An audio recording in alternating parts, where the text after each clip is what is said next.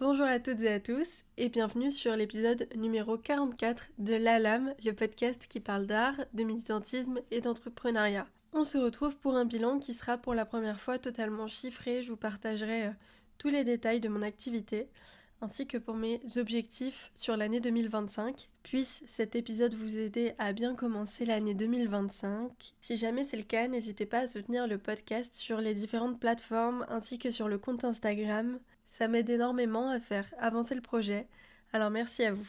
Je vous souhaite sur ce une très belle écoute.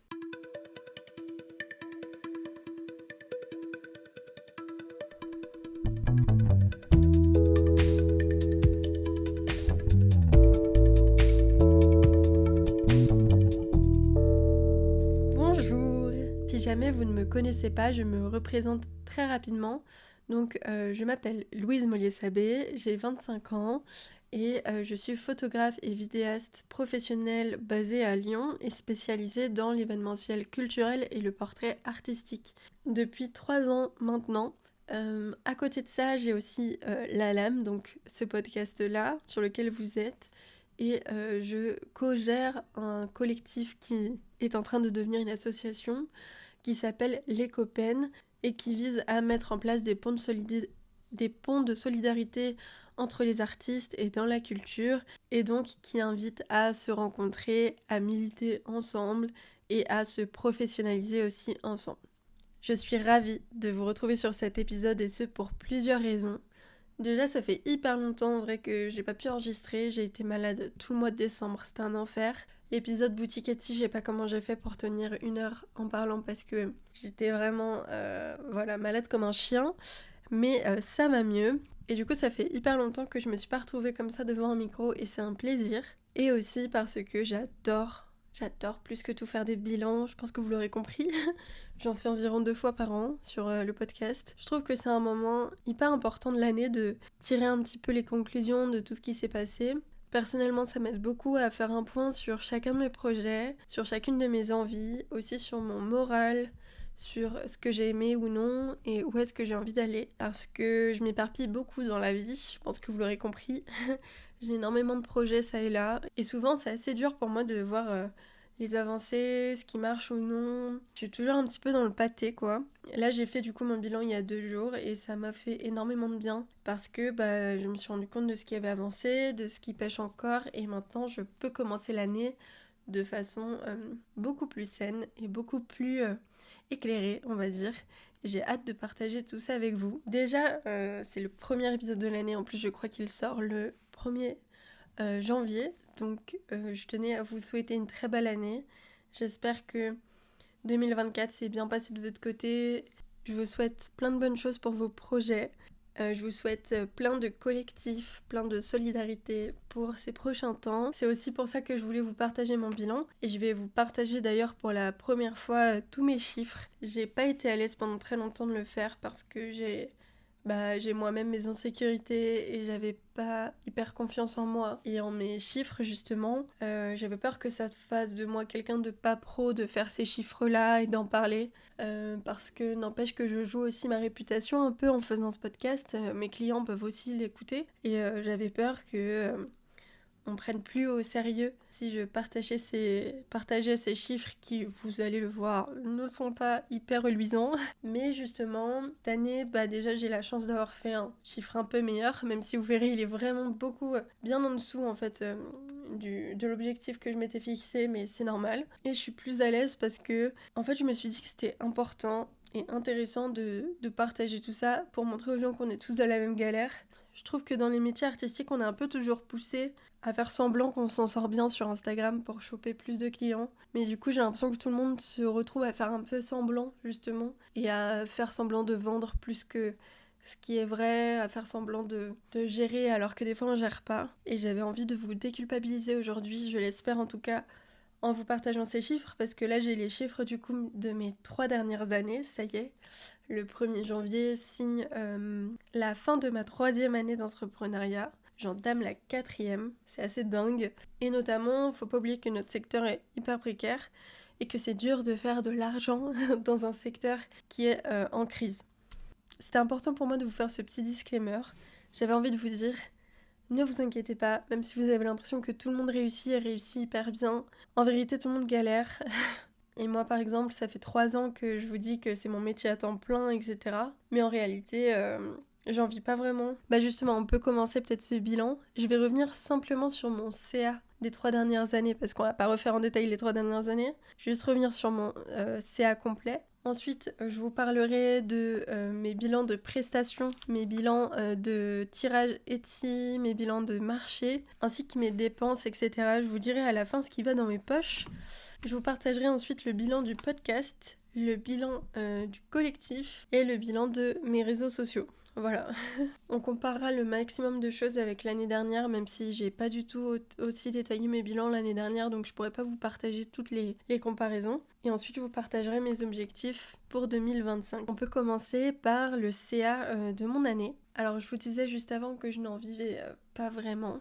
Pourquoi ? Parce que, en gros, moi, les 2 premières années, j'étais en mode, en vrai, j'en vis de fou parce que j'ai pas besoin de l'aide de mes parents, tout simplement.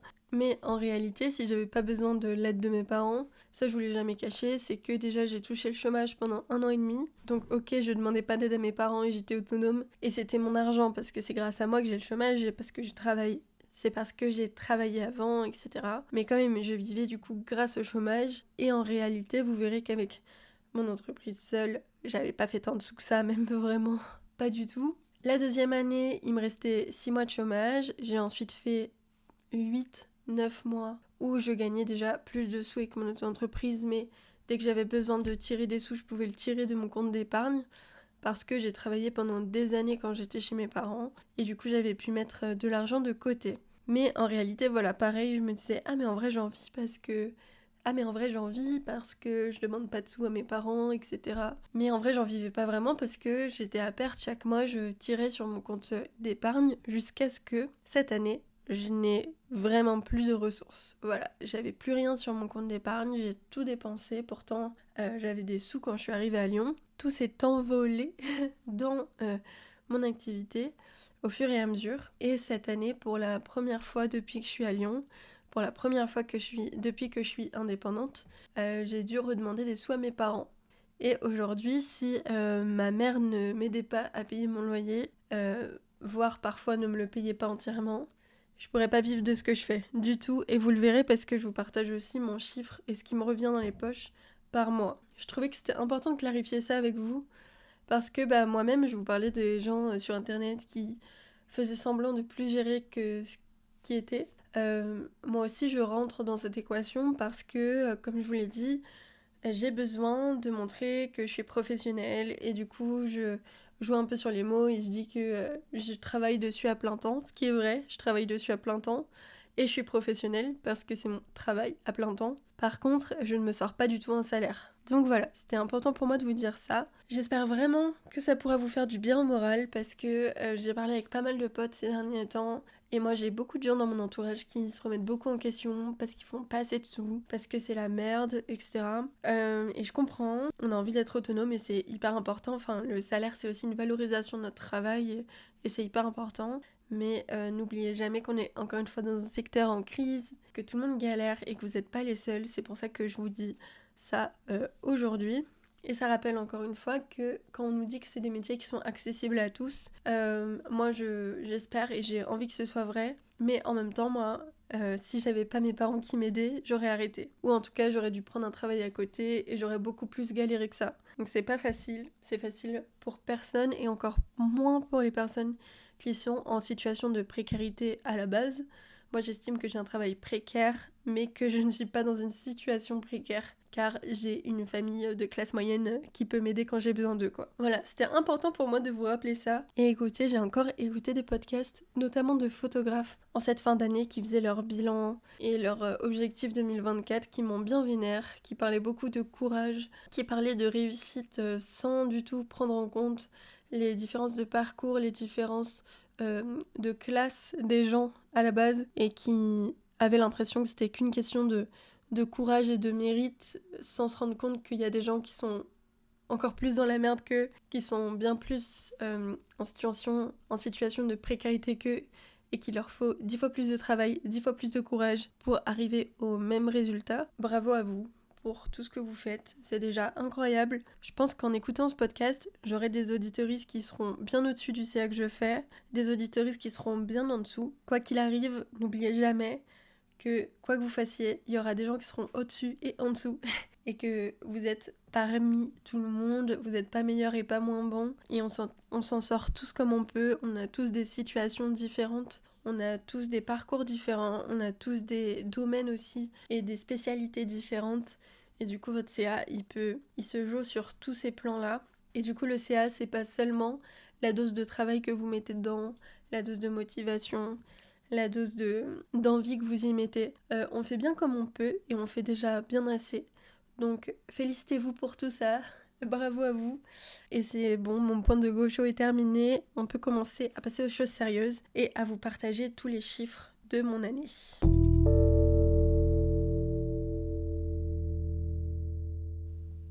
J'ai donc commencé mon auto-entreprise en janvier 2022. Je venais de débarquer à Lyon.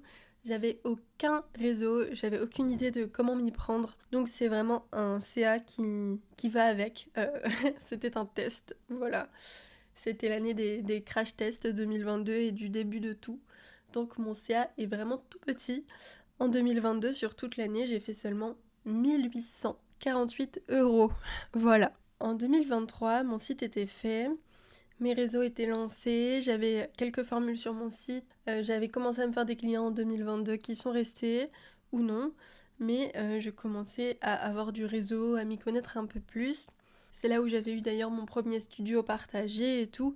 Je commençais à m'y connaître et du coup mon CA a vraiment explosé par rapport à la première année. J'ai fait plus 400% je crois, car mon CA de 2023 s'élève à 9738 € et 62 centimes. C'est un très beau gap que j'ai passé. Après, en même temps, vu mon CA de 2022, c'était pas dur de faire plus 400%. Pour une deuxième année, c'est quand même pas mal. J'étais contente de moi. Et du coup, je m'étais dit avec tout plein d'espoir, vas-y en 2024, je veux vraiment vivre uniquement de ça, surtout qu'en plus, c'était la fin de mon chômage 2023 et je commençais à vraiment voir que j'avais plus d'argent. Et d'ailleurs, dans mes objectifs pour 2024, j'avais écrit que je voulais faire 24 000 € de CA. Donc très drôle en vrai, hein. Bravo Louise pour cette super idée. C'est vrai que c'est facile de faire un aussi gros gap entre pas beaucoup et 9 000 €, mais entre 9 000 et 24 000, c'est quand même un gap énorme aussi, que je n'ai pas du tout atteint. Mais je m'en veux pas, puisque c'est un petit peu toujours le cas. Je me mets toujours, et vous allez voir si je fais pareil pour 2025, je me mets toujours des objectifs vraiment très hauts pour pouvoir me challenger, mais j'y arrive rarement et c'est pas très grave. Le but c'est que ça me donne une vision de ce que j'ai envie, quoi. Et donc cette année, le CA de mon auto-entreprise s'élève à 14 170 €. Je pensais faire 15 000, j'avoue.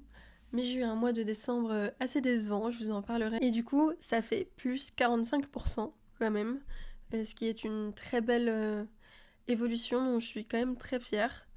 Et pour vous dire la différence de ce qui rentre dans mon entreprise, pas dans ma poche, chaque mois, l'année dernière, du coup, je gagnais 811 de CA par mois, alors que cette année, je gagne 1180 € de CA par mois. Donc il y a quand même une vraie différence au quotidien aussi. C'est vrai que j'avais espéré mieux, mais j'ai eu des moments très compliqués cette année. Vas-y, c'est peut-être le moment d'ailleurs pour faire le petit bilan de morale de l'année. Je pense que vous n'êtes pas sans savoir si vous écoutez le podcast que c'était une année très compliquée pour moi. Je ne rentrerai pas dans les détails, mais j'ai vécu des choses très compliquées cette année. Et j'ai une santé mentale vraiment au fond des chaussettes. Ça a été très très dur pour moi niveau santé mentale cette année.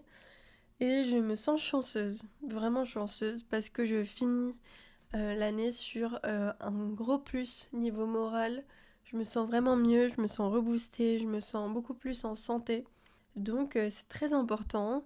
Et c'est pour dire aussi que parfois, c'est pas forcément que des événements qui se passent, qui sont compliqués à vivre. Parfois, la santé mentale, ça peut complètement vous arrêter. Et j'estime que si je regroupe tout, J'ai eu pratiquement plusieurs mois où j'ai travaillé vraiment très mal à cause de ma santé mentale. Il y a des semaines où je pouvais pas travailler du tout. Il y a des semaines où je travaillais très lentement.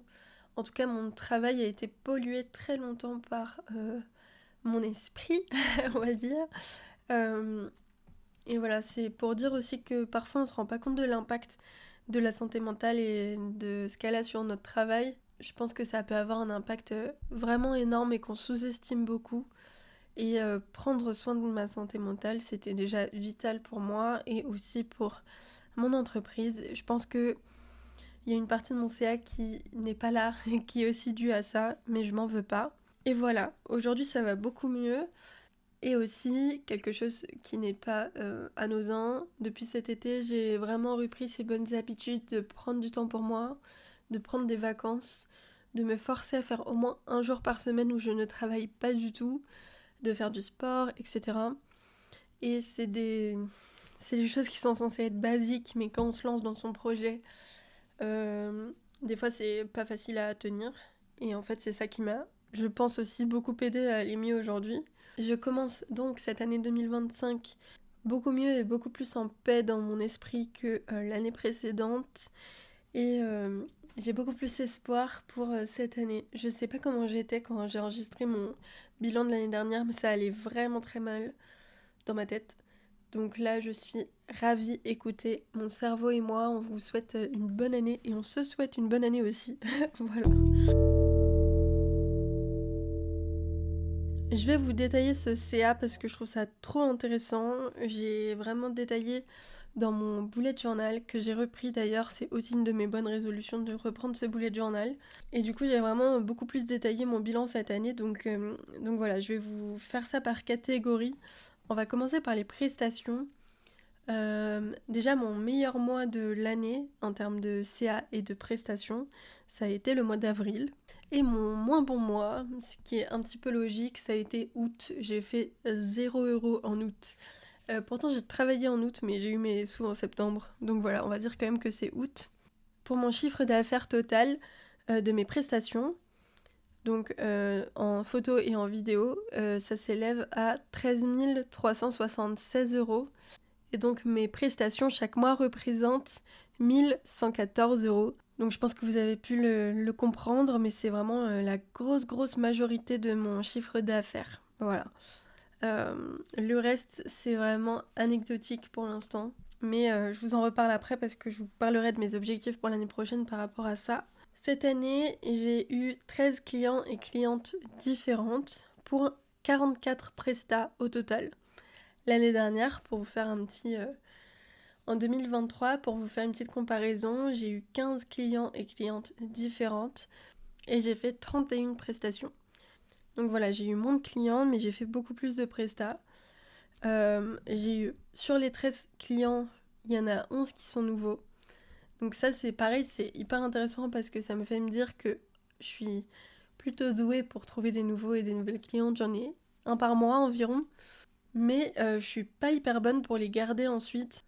Pourtant, sur les 13 clients, il y en a 12 qui étaient vraiment très satisfaits, qui me l'ont dit. Il y en a un où il y a eu des petits malentendus, on va dire, mais c'est des choses qui arrivent. Et du coup, ça me fait me dire que je suis pas très bonne pour fidéliser mes clients et les garder, même quand ils sont contents. Et c'est quelque chose sur lequel j'aimerais bien travailler cette année. C'est de relancer mes clients, leur proposer des nouvelles choses, sans les harceler, mais voilà, peut-être une fois par an, renvoyer un petit mail pour dire que si besoin, je suis toujours là. Voilà, il y a plein de techniques pour garder ses clients et les fidéliser. Et je pense que je suis pas encore forte à ce niveau-là. Par exemple, pour rappeler que quand j'ai un client, je lui offre une petite réduction pour la prochaine fois. Des choses comme ça qui peuvent permettre de relancer un peu la machine, ça peut être intéressant. Mon meilleur mois au niveau des prestats, ça a été octobre, c'est là où j'ai travaillé le plus en tout cas. Et mon moins bon mois, là où j'ai travaillé le moins, c'était en juin.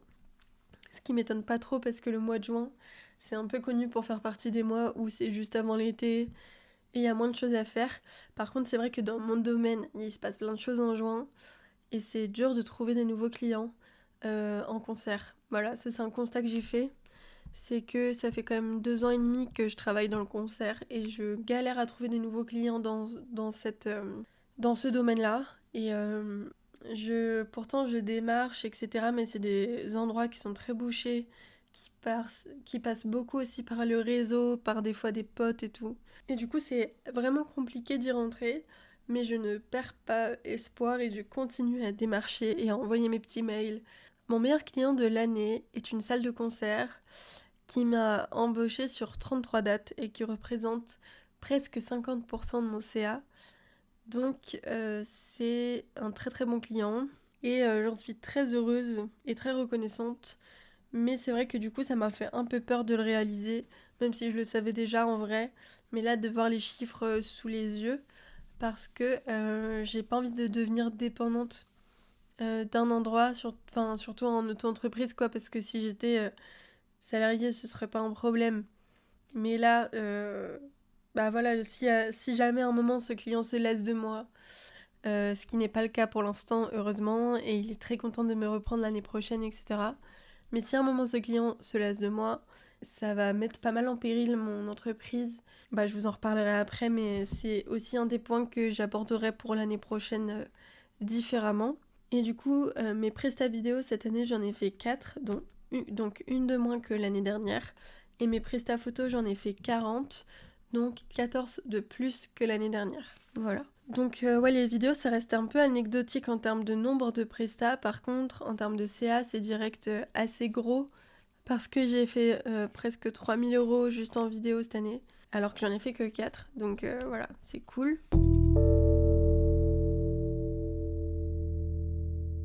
On peut maintenant passer au chiffre d'affaires détaillé de ma boutique Etsy et des marchés de créatrices. Cette année, le chiffre d'affaires total de Etsy et de mes marchés, alors vous allez voir, ça c'est vraiment un chiffre très très bas, s'élève à 794 €. Ma boutique Etsy cette année m'a rapporté 193 € et les marchés 601 €. Il faut savoir qu'au total j'ai fait 8 marchés, donc 601 € divisé par 8, ça fait que c'est vraiment pas grand chose par marché. Je dirais que mon meilleur marché ça a été celui que j'ai fait en fin d'année au Café Rosa, qui n'est pas un très grand endroit, et comme quoi, ça je vous en reparlerai dans mon épisode spécial sur les marchés que je sortirai très prochainement, mais c'est intéressant de voir que c'est pas forcément les marchés les plus gros qui vous rapportent le plus. J'ai vendu, ça c'est détaillé, c'est cool. Alors l'année dernière d'ailleurs, j'ai juste ce chiffre là pour la boutique Etsy. J'ai vendu 40 tirages l'année dernière.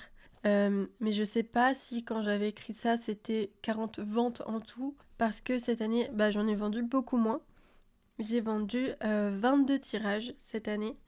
J'ai vendu 13 stickers, 37 cartes et 32 marque-pages.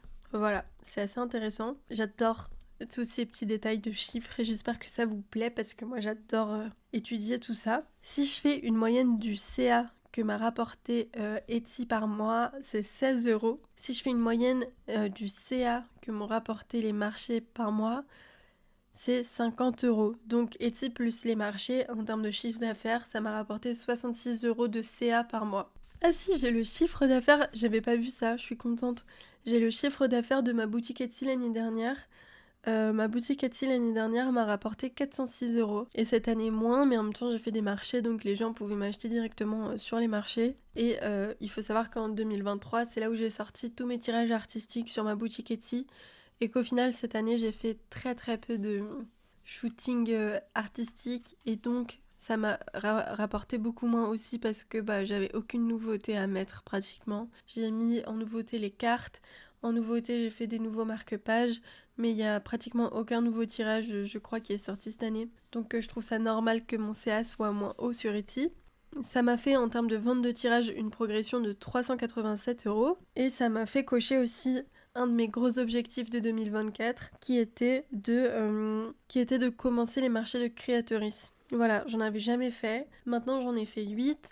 J'ai beaucoup investi là-dedans, de temps, d'énergie et aussi d'argent. Et je suis très contente de tous les apprentissages que j'ai par rapport à ça cette année. C'est la première année en vrai que je fais ça. Et donc pour l'année prochaine, je ressors avec beaucoup d'apprentissage et de bases pour que ça se passe encore mieux. Donc ça, j'en suis très contente. J'avais un objectif aussi en 2024, c'était que ma boutique Etsy soit rentable.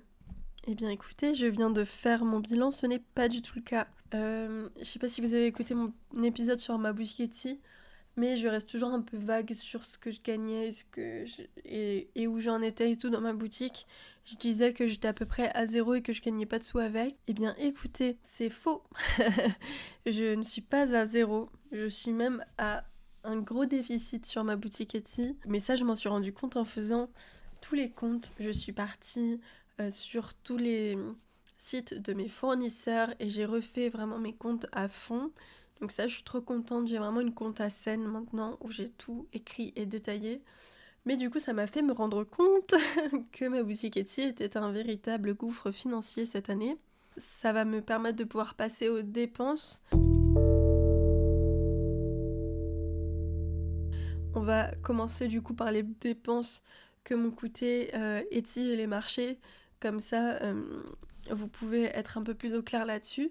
Mais Etsy et les marchés, ça m'a coûté 1478 €. Où est passé cet argent? Vous allez me dire, cet argent il est passé dans tous les emballages que j'ai pour mes tirages. Tous mes tirages, qui ne sont que des tirages sur papier premium et fine art de Picto. Donc c'est des papiers qui sont très très chers. Pour vous dire que mes 15 x 21 ça me coûte entre 7 et 9 €. Et mes 30 x 40 ça me coûte entre 8 et 11 €. Un truc comme ça. En fonction des papiers. Donc juste ça c'est pour un tirage à chaque fois. Donc imaginez quand vous en imprimez 30, 40, etc. Heureusement, il me restait du stock aussi de l'année dernière. Là, il m'en reste beaucoup du stock de cette année. Donc, j'aurais pas à tout racheter. Mais voilà, les emballages, Etsy. Mais aussi, du coup, pour les marchés, j'ai investi dans des grilles pour bien présenter, dans des petits livrets, dans un porte-carte, dans plein de choses. J'ai aussi investi de l'argent dans mes marque-pages, dans ma carte de visite. J'ai également investi, mais ça c'était l'année d'avant, dans les stickers. J'ai aussi investi dans les cartes postales. Voilà, il y a beaucoup de choses, beaucoup d'argent qui est sorti cette année, aussi de l'argent qui est sorti l'année dernière. Mais en tout cas pour 2024, je sais que j'ai dépensé 1478 € et j'ai oublié aussi que dedans j'avais compté le prix de mes stands pour les marchés. Voilà, en sachant que les stands que j'avais pour les marchés m'ont coûté entre prix libre, dans ces cas-là je donnais environ 10 € à 150 € pour un stand. Donc voilà, et ce qui fait que comme je vous l'ai dit, j'ai même pas gagné 800 €, et donc j'ai un trou exactement de 780 € dans ma trésorerie. Donc voilà, au final, je voulais développer Etsy et les marchés pour me faire des sous. Pour l'instant, j'en ai perdu, alors que j'ai travaillé du coup beaucoup plus de temps. Parce que mettre des choses en ligne, ça prend du temps. Envoyer des commandes, ça prend du temps. Et aller sur les marchés, ça prend du temps. Alors le problème, c'est pas les prix que j'ai appliqués sur Etsy et sur mes marchés. Mes prix, je suis rentable, en tout cas dans mon prix. C'est juste que j'ai beaucoup investi cette année. Et du coup, pour l'instant, j'ai plus investi que ce qui m'est rendu. Mais c'est aussi un petit peu normal quand on est en début d'activité. Je ne m'en fais pas. Il y a énormément de dépenses que j'aurais pu à faire, notamment déjà j'ai un stock de ouf en termes de marque-page, j'ai un stock de ouf en termes de tirage, j'en ai quand même quelques-uns à racheter là pour l'année prochaine, mais tout ce qui est pour mon stand de marché par exemple, j'ai plus rien à dépenser. Donc ça c'est déjà génial. Et comme je vous l'ai dit, j'ai une très bonne expérience de marché maintenant et je sais où est-ce que je vais postuler, je sais où est-ce que je ne vais pas postuler.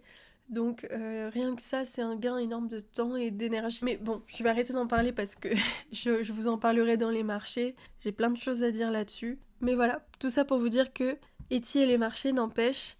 C'est tout un truc. Et je m'y suis un peu lancée à la légère comme dans tout ce que je fais. Mais maintenant, je suis vraiment rodée, je suis contente et je sais comment mieux manager ça pour l'année prochaine. Donc ça c'était pour mes dépenses sur Etsy et les marchés. Et pour ce qui est du reste, il y a les dépenses pour mon matériel photo.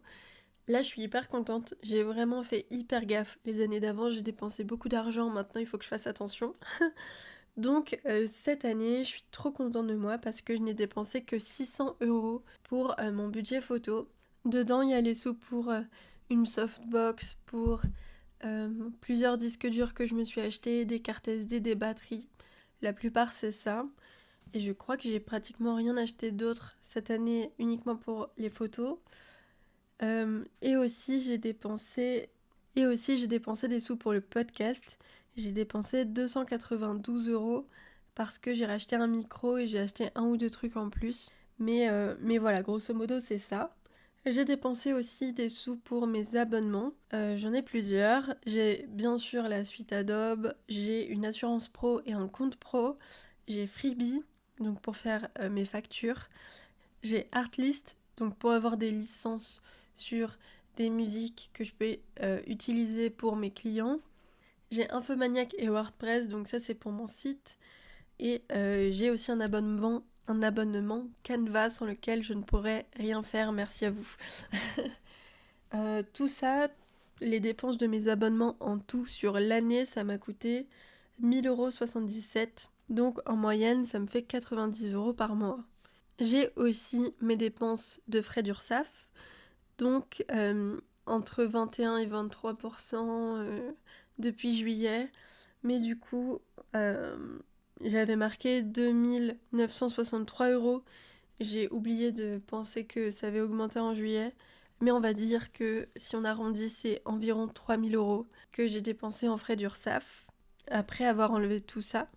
Donc voilà, 3000 € de frais d'URSSAF environ. Et du coup, si on fait le total des dépenses plus des frais d'URSSAF, on arrive à 6411 € de dépenses.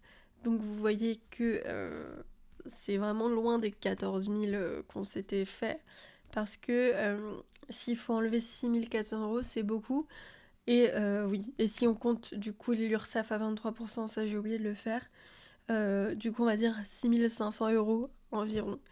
Le restant que j'ai noté, donc ce qui va vraiment dans ma poche à moi personnellement, s'élève à 7758 €, donc soit 650 € par mois environ.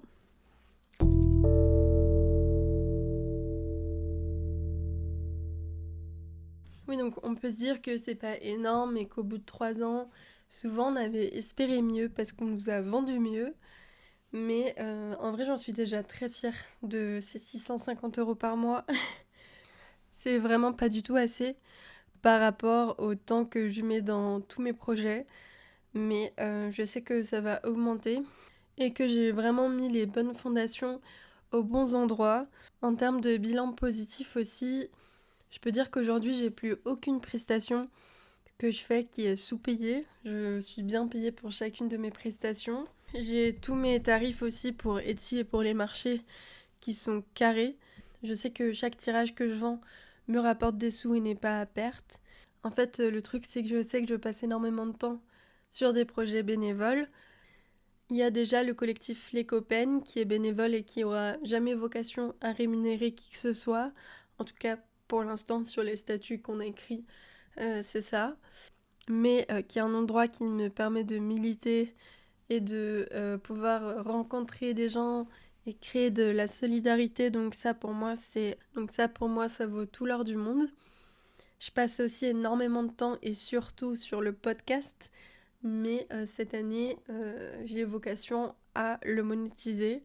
En tout cas, c'est ce que j'espère. Donc voilà, c'est des choses qui porteront leurs fruits plus tard. Mais et je suis déjà très fière de ces 650 € par mois. Et on va passer aux chiffres du podcast, aux chiffres détaillés de l'ALAM. Donc je vous partage pas les chiffres finaux de l'année, mais pratiquement, c'est les chiffres au 24 décembre. Voilà, si je voulais que ce podcast sorte à l'heure, je n'avais pas le choix. Donc c'est parti. Alors j'ai aucune idée de ce que vous pensez du nombre d'écoutes qu'on fait ensemble, mais je vais vous les révéler tout de suite. Les écoutes totales du podcast, donc entre toutes les plateformes, dont YouTube confondu, s'élève à 1729 écoutes en 2024. en sachant qu'en 2023, il y a eu 850 écoutes, mais que j'avais commencé le podcast seulement en mars et que j'avais commencé la régularité du podcast seulement en septembre. Donc il y avait beaucoup moins d'épisodes que cette année. Donc ça a progressé, mais finalement pas énormément non plus. Mais il y a quand même eu une hausse, ça c'est sûr. Mon meilleur mois de 2024, c'est pas du tout une surprise parce que c'est un mois assez spécial, c'est le mois de mars où j'ai eu 232 écoutes, en sachant qu'au mois de mars, je vous ai un peu fait la surprise pour les 1 an du podcast de sortir 4 épisodes, donc un épisode par semaine. Donc c'est sûr que ça crée un petit peu un événement et que du coup on écoute plus le podcast. Et mon moins bon mois, c'est pas non plus une surprise, c'est le mois d'août où j'ai enregistré 88 écoutes. Sur les 1729 écoutes de 2024, il y a eu 895 écoutes sur Acast, c'est-à-dire Spotify, Deezer, et je crois que je suis sur Amazon Music, mais je suis même pas sûre. C'est surtout Spotify et Deezer où je suis. Et il y a eu 834 écoutes sur YouTube. En cette fin d'année 2024, j'ai 331 abonnés sur le compte Instagram du podcast. Il y en avait 108 en fin 2023. Donc en vrai, c'est cool. Pour un Instagram de podcast, je trouve ça pas mal. Et sur YouTube, j'ai 71 abonnés. Les écoutes moyennes par mois, du coup, si on lisse sur l'année, au total, c'est 144, en sachant qu'en 2023, si on prend du coup entre mars et décembre, les écoutes en moyenne étaient à 120. Donc c'est là que je vous dis qu'il n'y a pas non plus une hausse énorme, c'est que, ok, il y a 24 écoutes de plus par mois, mais il y a aussi beaucoup plus d'épisodes. Donc au final, si on rapporte à l'épisode, je pense qu'on est un peu kiff-kiff. Donc voilà, la visibilité a quand même du mal à décoller, on va pas se mentir, sur le podcast. Je me suis aussi amusée à faire une petite liste des 5 épisodes les plus écoutés all time sur le podcast et des 5 épisodes les moins écoutés.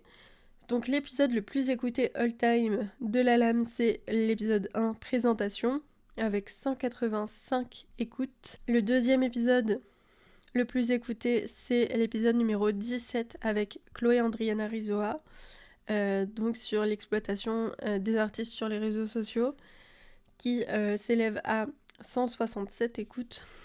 Ensuite, il y a l'épisode 13 avec Magali CV sur la réalisation de documentaires à impact, qui a enregistré 119 écoutes. L'épisode 15 avec Maëva Chazalon sur les représentations dans le cinéma, avec 105 écoutes. Et mon épisode 2 solo sur comment créer une entreprise en tant que créatif, je crois qu'il s'appelait comme ça. Et ex-aequo d'ailleurs avec l'épisode 11 avec Roxane Pillet, qui ont tous les deux enregistré 93 écoutes. Au niveau des épisodes les moins écoutés, arrive en première position l'épisode Lancer son podcast, c'est rigolo du coup. C'est l'épisode 25 qui a enregistré 16 écoutes. Ensuite, il y a l'épisode 42 avec, sur la boutique Etsy qui a enregistré 19 écoutes. Donc c'est rigolo parce que c'est vrai que c'est des épisodes assez niches et du coup on peut s'y attendre. Je le prends pas du tout mal. Je sais qu'il y a des sujets qui peuvent plus plaire à la masse et des sujets qui sont plus niches. Mais si ça peut même aider une personne, moi je suis contente. Mais c'est cool, je prends note pour voir ce qui vous intéresse le plus ou pas quand même, parce que le but c'est que ça vous intéresse quoi. Ensuite, le troisième épisode le moins écouté, c'est l'épisode numéro 24, et ça par contre je suis énervée, parce que c'est vraiment un de mes épisodes préférés. L'épisode 24 qui s'appelle Lier sport, art et engagement grâce au milieu associatif, avec Elisabeth Medouni. Elle nous parle dedans notamment de son activité de présidente de l'association de skatepark à Saint-Denis. Et je trouvais que cet épisode était trop intéressant et je vous invite vraiment à l'écouter si c'est pas encore le cas, parce que vous ratez quelque chose. J'ai adoré parler avec elle. Allez l'écouter, c'est tout. Voilà, c'est tout. Ensuite, en quatrième position de mes épisodes les moins écoutés, il y a l'épisode numéro 29 sur la santé mentale en tant que créatif, qui a eu 25 écoutes. Et l'épisode numéro... Ah oui, bah du coup c'est drôle. Et du coup, il y a aussi eu l'épisode numéro 18, bilan 2023, et Objectif 2024 qui a enregistré 30 écoutes. J'ai l'impression que les épisodes les plus écoutés, c'est aussi ceux qui ont les meilleurs titres. C'est vrai que je suis très nulle en titres et je pense pas forcément à donner envie aux gens. En fait, je suis très factuelle, je dis ça dedans. Mais du coup, ou alors je fais un épisode le plus global possible. Mais du coup, des fois, ça devient très flou et pas hyper engageant. En fait, ça donne pas forcément très envie. Alors que des fois, c'est peut-être mieux de donner un titre qui est peut-être plus sur un seul des focus qu'il y a dans le podcast, mais qui au final titille la curiosité. Et j'ai l'impression que c'est ce qu'on a fait par exemple avec Chloé, exploitation des artistes sur les réseaux sociaux, ça pète quoi. Réaliser des documentaires à impact, voilà, tout ça c'est des titres qui donnent peut-être plus envie que santé mentale en tant qu'artiste. Mais j'ai pas non plus envie de faire des titres putaclic et voilà, mais peut-être qu'il y a des choses sur lesquelles je peux plus jouer là-dessus quoi. Et aussi voilà, les thèmes très très spécifiques du coup ça plaît à moins de gens, c'est normal. Comme d'habitude, n'hésitez pas à me dire ce que vous aimeriez plus écouter en 2025. Sachez que si vous me suivez sur le compte Instagram du podcast qui est disponible en description, je vous pose plein de questions sur le compte Insta et c'est vraiment le but, c'est que ce soit le plus interactif possible. Donc n'hésitez pas aussi, si jamais vous avez Instagram, à me suivre là-bas et à me faire vos suggestions là-bas. Mais si vous n'avez pas Instagram, vous pouvez me les faire ici sans problème. J'ai aussi ouvert en 2024 un compte Instagram du podcast où j'ai repartagé les réels et un compte TikTok du podcast où j'ai repartagé les réels. Et du coup j'ai 37 abonnés là-bas, voilà, c'est pas grand chose mais c'est pas mal. En 2024 sur le podcast, j'ai sorti 27 épisodes en tout, dont 11 épisodes solo, 15 épisodes avec des invités et un épisode participatif. Voilà pour les chiffres du podcast. Dans le bilan du podcast, je voulais aussi vous dire que j'ai fait beaucoup plus de rencontres spécifiques sur ce sujet-là. J'ai participé à des afterworks avec d'autres podcasteurs. J'ai rencontré notamment aussi Alexandre Boisard, que je salue, avec qui, j'espère qu'on dit comme ça ton nom de famille, avec qui on a beaucoup échangé sur ce sujet et ça m'a beaucoup fait du bien d'avoir juste des potes qui font la même chose, c'est toujours un plaisir. Alexandre d'ailleurs tient le podcast Backstage, donc n'hésitez pas à aller l'écouter. C'est sur les dessous de l'industrie musicale. J'ai aussi beaucoup suivi les formations de... J'ai aussi beaucoup suivi les ateliers du jeudi, qui sont des sortes d'ateliers et de conférences en fait, sur les sujets des médias. Et donc le podcast en fait partie de Hôtel 71 et je tiens vraiment à les remercier et je vous le conseille si jamais vous êtes podcasteur à Paris ou à Lyon. Ils ont des antennes à ces deux endroits. C'est complètement gratuit, en tout cas à Lyon. Seulement sur inscription, vous pouvez aller sur leur site, pareil je vous le mets en description. Moi ça m'a beaucoup apporté et ça me fait du bien de voir qu'il y a plein de médias engagés en 2024. Je l'espère encore en 2025 parce que on est dans un contexte politique vraiment effrayant, mais aussi c'est peut-être un moment où on peut changer la donne grâce à des médias indépendants /engagés /. Hôtel 71 propose vraiment des panels hyper intéressants d'intervenants et intervenantes. Et merci à eux pour ce travail qui est vraiment nécessaire et essentiel. J'ai aussi fait une grosse candidature pour le podcast fin décembre, dont je vous reparlerai l'année prochaine, que je l'ai eu ou non, juste pour vous expliquer. Pour l'instant, je croise juste les doigts et je vous en reparlerai l'année prochaine. Voilà, donc j'ai plus professionnalisé le podcast sur ces côtés-là. Et j'en suis très contente. Et aussi, attendez, bilan de fou, j'ai tenu un épisode toutes les 2 semaines sans aucun retard. Peut-être quelques heures de retard, mais jamais un jour de retard. Et ça, en vrai, j'en suis super fière parce que ça, c'est à côté de mon travail de photographe et vidéaste en freelance qui me prend la tête, l'énergie et l'esprit tout le temps. Donc en vrai, je suis très fière de moi parce que ça me prend environ 2 jours par semaine le podcast, il faut se dire. C'est quand même pas rien. Je vous fais un très rapide bilan aussi des Copen, donc le collectif qu'on a fondé avec des potes. On a fondé du coup le collectif cette année et on l'a transformé en asso aussi cette année Alors, c'est pas officiel parce qu'il nous manque les retours de la mairie, mais on a déposé les statuts fin décembre. Donc voilà, pour nous, dans nos têtes, on est une association maintenant. Et on a fait tout le taf pour, en tout cas, niveau statut, etc. Donc ça, en vrai, c'est un accomplissement de fou de créer une association pour 2024. C'est déjà dinguerie, en vrai. Et pareil, on est très fiers. On a fait 5 événements au total. C'était beaucoup des tests, en fait, pour l'année prochaine. On a fait... On a commencé par un événement d'ouverture, c'était une sorte d'afterwork rencontre où tu pouvais pitcher ton projet aussi, etc. Mais que entre personnes de la culture, Euh, donc artistes et personnes qui bossent dans la culture en général. Ensuite, on a fait un atelier sur la communication avec Lise Epina, qui est directrice de com au Transborder. Donc, en sachant que tous nos événements sont gratuits slash prix libre, ça offrait une formation du coup à des gens qui en avaient besoin, quoi. Donc ça, on est très contents. Ensuite, on a fait 2 marchés de créatrices à la commune, un en juin et un en décembre. Le but étant d'appeler à consommer local et chez des petits artisans et artistes, etc. Et de mettre en avant du coup le max d'exposants et exposantes possibles avec un panel assez large d'artistes en termes de médium et tout. Et aussi, on a fait une table ronde sur comment se syndiquer dans son métier artistique, dont la captation arrivera en 2025. Celle-là, on l'a fait, je crois, en octobre, avec notamment les syndicats suivants, donc la CGT Spectacle, le SNAP CGT, le STJV et Sud au Toy Toy. Donc, et pour vous donner nos objectifs de l'année prochaine avec les copains, nos gros buts, on va dire, ça va être déjà de lancer l'asso et du coup de l'ouvrir aux adhérents.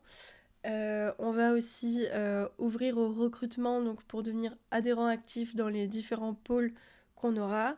Et le but, ça va être de vraiment se focus plus militantisme, donc travailler aussi avec beaucoup plus souvent les syndicats, mais aussi les collectifs, les lieux alternatifs, etc. Et essayer de proposer notamment plus de tables rondes, de conférences sur les enjeux de la culture en 2025 parce que en ce moment on en a vraiment besoin et c'est les événements qui nous donnent le plus envie en fait à faire et on voulait aussi se refocus peut-être sur les ateliers parce qu'on trouve que ça peut vraiment aider les gens. Donc voilà, le but ça va être de beaucoup plus se focus au niveau militantisme dans le collectif. En tout cas, c'est une envie qui était partagée pendant les conclusions de cette fin d'année. Voilà, ce sera tout pour les copains. Je peux pas en parler 50 ans parce que déjà j'ai beaucoup de choses à vous dire.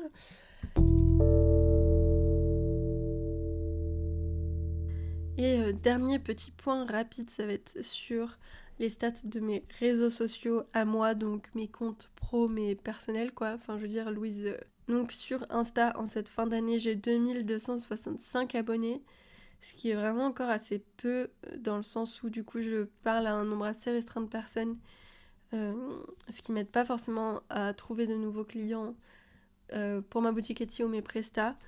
Et ça, c'est my bad, c'est parce que je passe tout mon temps à faire plein de stories parce que j'adore les stories et je trouve que les stories, même si elles sont montrées seulement à même pas un dixième, hein, là c'est un cinquième en ce moment de ma communauté, c'est horrible l'algorithme sur Insta.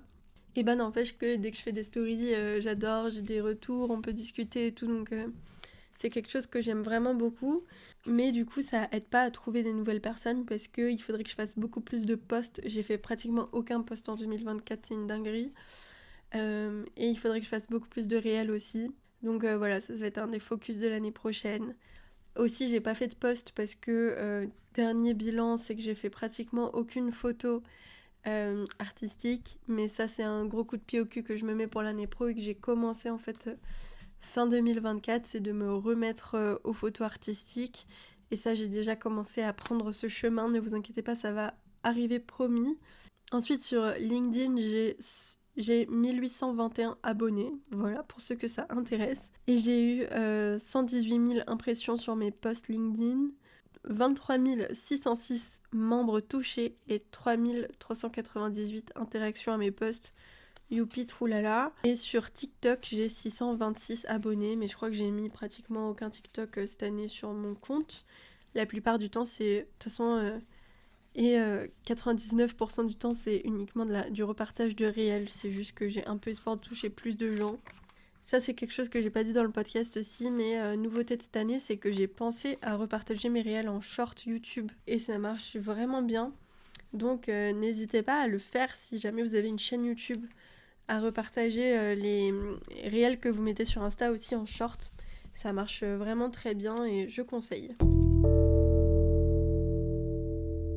Pour conclure ce gros bilan de 2024, je dirais que ça a été une année très compliquée pour moi et que je suis déjà très contente de ce que j'ai pu accomplir. Il faut être reconnaissant un peu dans la vie et je suis contente déjà de ce qui s'est passé.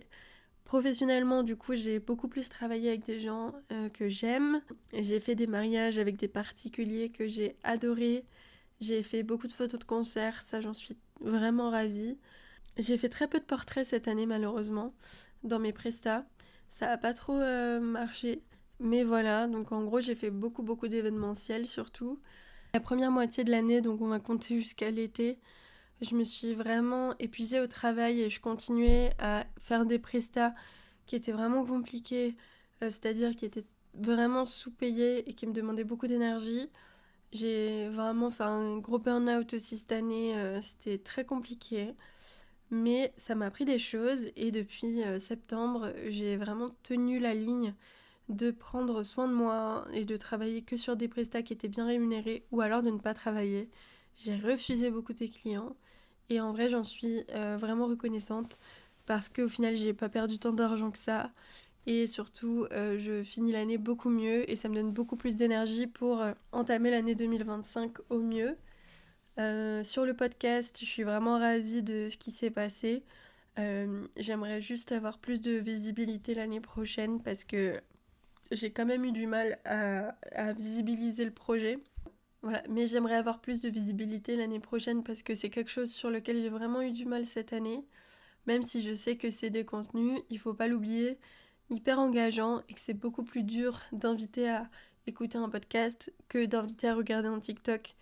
Donc je suis quand même très contente déjà d'avoir cette base qui est déjà beaucoup plus engagée. Enfin, si vous m'écoutez, d'ailleurs si vous m'écoutez encore, bravo. Mais si vous m'écoutez, c'est que mon projet vous intéresse vraiment et que on passe quand même un moment beaucoup plus qualitatif ensemble que juste une story Instagram. Donc voilà, ça j'en suis hyper reconnaissante. J'ai 144 écoutes par mois de gens qui prennent le temps de m'écouter et ça c'est vraiment génial en fait, ce qu'on est en train de construire ensemble. Donc je m'en rends compte. Et d'ailleurs, j'ai eu des super retours IRL ou par message sur le podcast. Et je vois que vraiment ça peut impacter des gens très fort, un podcast. Et ça, du coup, c'est vraiment très important pour moi, quoi. Et au niveau des copaines, on a lancé une asso, quoi. Donc juste, c'est trop ouf. Je continue à travailler avec des gens qui sont juste incroyables. Et je les salue d'ailleurs s'ils m'écoutent. Je suis hyper reconnaissante de ce qu'on est en train de construire tous ensemble. Et pour moi, c'est quelque chose de vraiment hyper important. Donc voilà, c'est une aventure militante, mais aussi très humaine. Et ça, c'est trop un plus pour moi. Et ça, c'est vraiment quelque chose que je recherchais en fait l'année dernière et que j'avais pas. Et aujourd'hui, j'ai la chance de vivre ça avec des gens extraordinaires qui m'apprennent beaucoup. Donc je suis très contente de tout ça. La conclusion aussi, c'est que j'aurais pas du tout réussi à faire plus de projets perso, de projets artistiques. Mais encore une fois, en cette fin d'année, je commence à avoir plus le temps. Et décembre, je me suis vraiment autorisée à passer du temps là-dessus. Donc je pense que c'est quand même bon signe pour l'année prochaine. Voilà.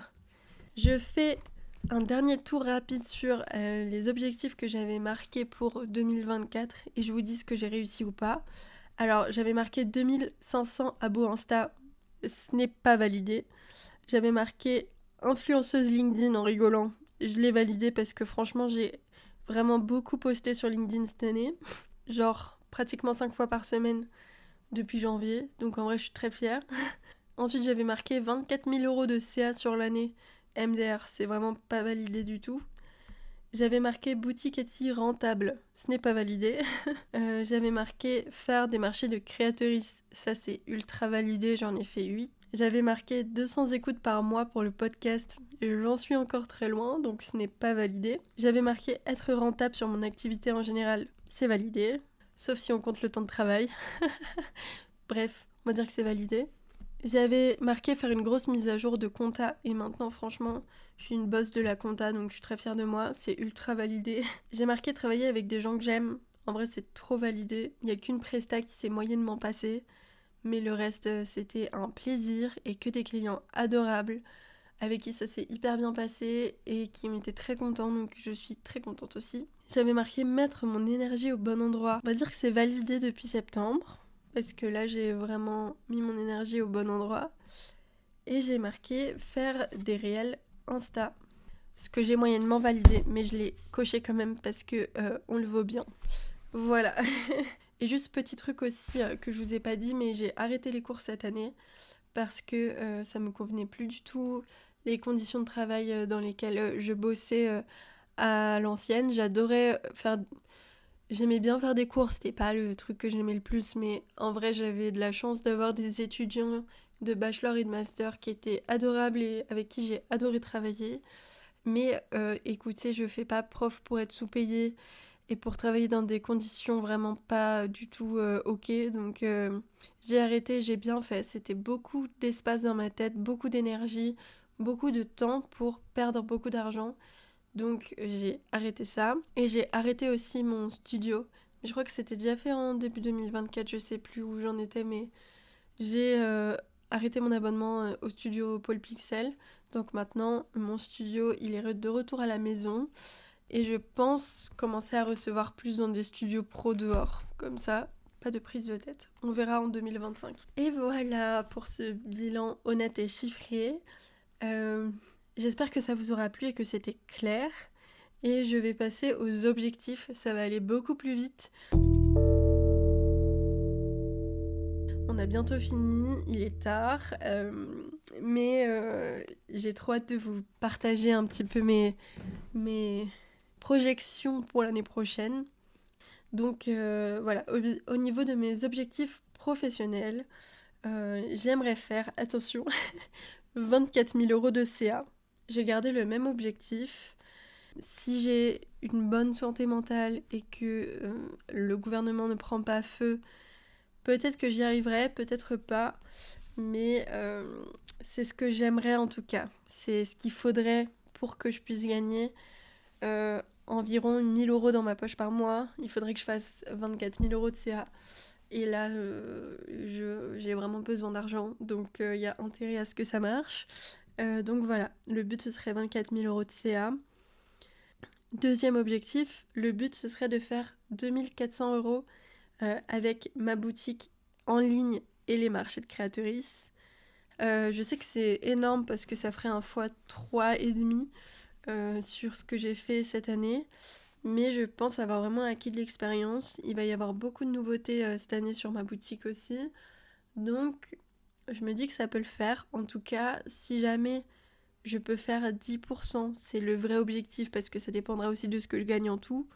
Mais j'aimerais vraiment faire 10% de mon chiffre d'affaires avec mes ventes de tirage perso pour gagner un peu en indépendance. Parce que là, pour l'instant, ça représente quoi Pour l'instant, du coup, on tourne plus autour des 6% de mon chiffre d'affaires total. Là, j'aimerais vraiment passer à 10 pour que je gagne un peu en indépendance, quoi. Ensuite, objectif suivant, j'aimerais bien monétiser le podcast cette année. Mais même pas j'aimerais bien, je vais monétiser le podcast cette année. Donc j'ai mis 1 € symbolique de sous à faire avec le podcast. Mais voilà, là c'est parti, j'ai vraiment envie que ça devienne un projet professionnel aussi. Donc j'aimerais monétiser le podcast, poser le nom de marque du podcast, trouver un statut juridique adapté pour que tout soit en règle clean. Ça c'est vraiment un gros objectif en 2025. Mais j'y tiens beaucoup parce que voilà, ce podcast, pour qu'il continue, il va falloir que je me rémunère un minimum avec. Je passe dessus 2 jours par semaine et j'ai vraiment envie qu'il dure dans le temps. Donc le but, ce serait voilà, de pouvoir le monétiser. Et même si la première année, ça me rapporte 2 € par mois, c'est déjà mieux que 0 €. Donc voilà, mais ça, je vous en reparlerai bientôt. Objectif suivant, j'ai marqué avoir au moins 2 clients réguliers. Pour l'instant, j'en ai qu'un. J'aimerais bien en avoir 2 pour être un peu plus stable sur mes appuis. Ou alors vendre 2 formules en plus. Donc voilà, ça c'est quelque chose que je vais mettre en place à partir de janvier. Je vais mettre en place des formules avec des bonnes réductions en fait pour mes clients, qu'ils soient artistes, entreprises ou particuliers. Ce sera toutes les mêmes formules d'ailleurs et ce sera vraiment une formule au choix où vous pouvez prendre 3 ou 6 prestations à faire sur un an et vous avez des formules qui seront appliquées pour chacun. Le but ce serait que moi ça me fasse plus de vision à long terme et des clients qui du coup reprennent chez moi et restent. Je saurais du coup que j'aurais signé au début de l'année tant de prestations et ça va m'assurer un CA pour toute l'année. Et pour mes clients, ça va leur permettre une bonne ristourne sur ce qu'ils font. Voilà, donc ça, ce serait vraiment intéressant pour moi et pour mes clients. Et c'est vraiment un but, voilà, de pouvoir avoir des gens qui sont là sur long terme.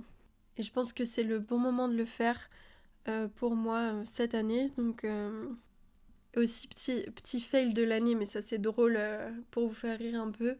J'ai vendu 0 shooting de Noël. Voilà, je sais pas si vous avez vu, mais sur Insta j'ai lancé des shootings de Noël. Je n'en ai absolument vendu aucun. Et oui, il y en avait quelques-uns qui pourtant étaient bien partis, on discutait avec les clients et tout, et c'était presque sûr. Et au final, non. Donc j'ai un vrai problème de conversion. Je pense que les gens, ils ont du mal à me faire confiance, je sais pas. Mais, ou alors qu'au final, c'est quand même cher et c'est un investissement, et voilà. Mais voilà, si ça peut vous faire rire, chacun ses fails. Moi, j'ai vendu 0 shooting de Noël, donc voilà, c'est la vie. Ensuite, objectif suivant, avoir au moins 8 nouveaux clients et avoir au moins 3 anciens clients. Ensuite, objectif suivant, faire une exposition, ce que je repousse depuis des années car j'ai trop peur. Mais j'ai beaucoup de photos à montrer et je pense que je pourrais faire une exposition en plus un peu défilée autour des années. Enfin, j'ai plein de mini-séries qui vont ensemble et je pense que ça pourrait faire une belle expo avec plusieurs petites catégories qui seraient intéressantes. Donc voilà, je pense que j'ai largement de quoi faire une expo cette année. J'aimerais terminer une série parce que cette année je me lance dans les séries photos. Donc là j'aimerais terminer une série cette année. Objectif suivant, j'aimerais être publiée ou interviewée dans un média. C'est quelque chose que j'ai eu très peu l'occasion de faire depuis que je suis en auto et que j'aimerais vraiment développer, c'est de me faire découvrir par d'autres gens via un média ou une interview, etc.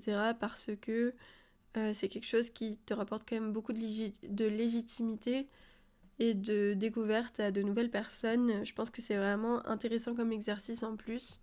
Donc voilà, c'est un objectif de cette année. Ensuite, pour Insta, j'ai marqué avoir 3000 abonnés parce que c'est cool de rêver, ok, dans la vie. Et c'est vraiment quelque chose dont j'aurais besoin pour développer aussi mon activité et tout. Et j'aimerais avoir 500 abonnés au moins sur le compte Insta. Je pense que je vais faire plus en vrai. Mais c'est cool d'avoir certains objectifs que tu peux cocher. Parce que cette année, je n'ai pas coché beaucoup, n'est-ce pas? Objectif suivant, j'ai marqué avoir 200 écoutes par mois sur le podcast. Pareil, j'ai gardé le même que l'année dernière. Mais voilà, faire 200 écoutes par mois sur le podcast, ce serait déjà chouette. Et objectif suivant, du coup, lancer l'assaut des copaines. Et dernier objectif, pareil, gros objectif, je sais pas pour qui je me prends. J'ai marqué faire 10 marchés. Et ça va bien avec l'objectif de faire 2,5, de faire 2,4 de CA et de 6 marchés. Il va falloir que j'en fasse des marchés. Écoutez, je suis épuisée. J'imagine que vous aussi. Moi, sur mon enregistrement, il y a marqué 1h46. Je pense que je le réduirai à au moins 1h30. J'espère que ça fera pas plus que ça. Mais merci à vous de m'avoir écouté jusqu'ici. Je trouve ça trop intéressant à chaque fois de faire des bilans de l'année et des visions sur l'année d'après. J'ai sûrement oublié 2-3 trucs, mais je vous en reparlerai en janvier-février. Il n'y a rien qui presse. Voilà, c'était intéressant de faire le tour un peu de mes objectifs, de mes bilans, de mes différents projets, etc. Voilà, en vrai, j'ai assez parlé là, j'étais encore en train de faire du blabla, mais je me suis coupée parce que c'est bon, on a compris. Je vous sortirai un vlog dans pas trop longtemps parce que j'ai plein d'autres petites choses à vous raconter. Mais écoutez, n'hésitez pas à me partager en commentaire vos objectifs et votre petit bilan de cette année. En vrai, j'aime trop voir ça et suivre les bilans des gens et tout. J'adore, ça me motive et ça m'inspire et tout. Donc n'hésitez pas à me faire votre bilan de l'année et vos objectifs de l'année pro en commentaire si vous en avez le temps et l'énergie, bien évidemment. Euh, et ça peut nous motiver entre nous, quoi. Et puis surtout, je vous souhaite une très belle année. Je vous remercie de m'avoir écouté en 2024 assidûment et de m'avoir fait de très beaux retours parce que j'ai eu plein de messages vraiment adorables. J'espère que vous serez toujours au rendez-vous en 2025 et que le podcast pourra toujours vous plaire. En tout cas, moi, je continue, ça c'est sûr. Une fois toutes les 2 semaines, ça change pas. Et écoutez, je vous souhaite plein de bonnes choses pour vos projets et j'ai hâte d'avoir vos retours et hâte d'entamer cette année avec vous. Et je vous dis à très bientôt pour un nouveau podcast. Salut!